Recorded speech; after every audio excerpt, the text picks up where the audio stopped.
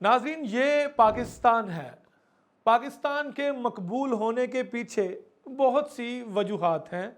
लेकिन इस वक्त पाकिस्तान के मशहूर होने की वजह यहाँ की पॉलिटिक्स यानी कि पाकिस्तान की सियासत है। कभी पाकिस्तान के सियासतदानों को जोड़ा जाता है लंदन के साथ, तो कभी पाकिस्तान की सियासत में आता है एक अमरीकी ख़त और कहा जाता है कि पाकिस्तान के ख़िलाफ़ हुई है अमरीकी साजिश। उसके अलावा पाकिस्तान की सियासत में पनामा लीक्स के अलावा कभी आता है डॉन लीक्स, कभी आता है हुदैबिया पेपर मिल, कभी एवन फील्ड रेफरेंस और कभी सियासतदानों की बहुत सारी जायदादें, उनके अकाउंट्स। इस तरह की खबरों और इस तरह के तनाज़ात के बावजूद भी सियासतदान पाकिस्तान में बड़े अच्छे तरीके से सर्वाइव कर रहे हैं। जब किसी भी कंट्रोवर्सी की बात आती है तो ये कैसे मुमकिन है कि पाकिस्तान के सबसे मकबूल लीडर इमरान खान उससे बच सके। हाल ही में ऑडियो लीक के मामले को लेकर पाकिस्तान में एक हलचल मची हुई है। ऑडियो लीक होती है मरीम नवाज की और उनके चचा शहबाज शरीफ की, जो कि सेहत कार्ड के ऊपर बात कर रहे हैं, जो कि तहरीक इंसाफ का एक प्रोजेक्ट था।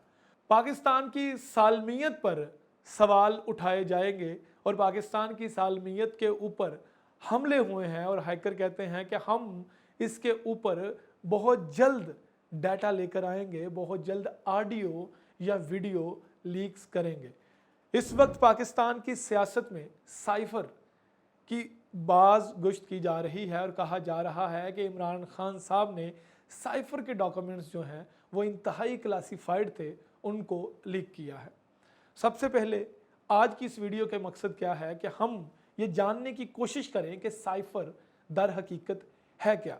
नाज़रीन, कोई भी हुकूमत जब बनती है तो उस हुकूमत के जो सबसे मेन ओहदेदारान होते हैं वो आपस में बैठकर जब गुफ्तो शनीद करते हैं, जब किसी मामले के ऊपर तबादला ख्याल करते हैं, तो उनकी कोशिश होती है कि ये सारे मामलात उनके दरमियान रहें, बल्कि ये यहाँ से निकल कर अगर किसी और मुल्क में ऑफिशियली तौर पर जाएं भी तो ये बातें एज इट इज़ ऐसे ना जाएं, बल्कि इनको किसी कोड की शक्ल में भेजा जाए। मैं आपको इंतहाई सादा अंदाज में बता देता हूँ कि साइफर ये है कि किसी भी दो मुल्कों के दरमियान या किसी भी दो ओहदेदारान के दरमियान या पाकिस्तान के सबसे मोतबर जो ओहदे हैं उनके दरमियान गुफ्तगू जो है या उनके दरमियान जो ख़तो किताबत है उसको लीक करने को साइफर कहा जाता है। साइफर के ऊपर सबसे पहले इमरान खान साहब ने अपने जलसे में ये कहा कि जनाब, साइफर लीक होने के पीछे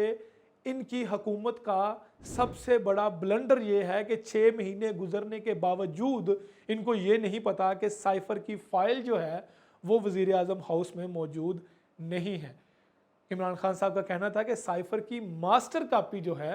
वो मौजूद है इस वक्त वज़ीर ख़ारजा के ऑफिस में। साइफर की कोडिंग जो है उसको अनकोडिंग करने के लिए 16वें स्केल के 100 से ज़ायद मुलाजमीन जो है वो वज़ीर ख़ारजा के ऑफिस में काम करते हैं। इसके अलावा वही 16वें ग्रेड के जो ऑफिसर्स हैं वो डिफरेंट ममालिक में भी काम करते हैं, ताकि वो वहाँ पर पाकिस्तान की तरफ से भेजी गई साइफर डॉक्यूमेंट्स जो है वो इनको इनकोडिंग करके वहाँ के ओहदेदारान को उसकी लैंग्वेज जो है, उसकी ज़ुबान जो है वो दिखा सकें कि इसका मतलब ये है या इस बात का जो पैराफ्रेज है वो ये है। जबकि पाकिस्तान में इस वक्त इमरान खान साहब ने जो है वो साइफर के ऊपर अपना यही मौक़िफ़ रखा है कि ये लोग अब घबरा रहे हैं, क्योंकि साइफर के ज़रिए इन्होंने पाकिस्तान में अमरीकी साजिश को कामयाब बनाया है। अब देखना यह है कि साइफर के ऊपर हुकूमत क्या मौक़िफ़ इख्तियार करती है, क्योंकि मरीम नवाज साहिबा से जब ये सवाल किया गया कि साइफर 6 महीने गुजरने के बावजूद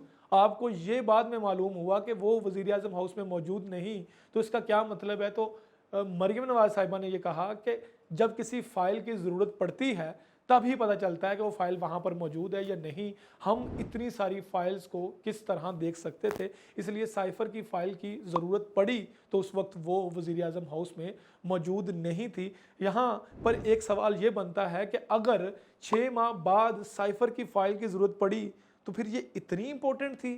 कि 6 महीने बाद इसकी ज़रूरत पड़ रही है, और अगर ये इंपॉर्टेंट थी तो इसकी तो फ़ौरन ज़रूरत पड़नी चाहिए थी। यहाँ पर बहुत सारे ऐसे सवालात हैं जो लोगों के जहनों में होंगे, लेकिन इस वक्त पाकिस्तान की सियासत में यही चल रहा है और हमेशा से यही चलता आ रहा है कि एक साजिश कहता है और दूसरा उस साजिश को नाकाम बनाने की भरपूर कोशिश करता है। अब ऑडियो लीक का मामला कहाँ ख़त्म होगा ये आने वाला वक्त ही बताएगा। देखते रहिए न्यूज़ क्लिक।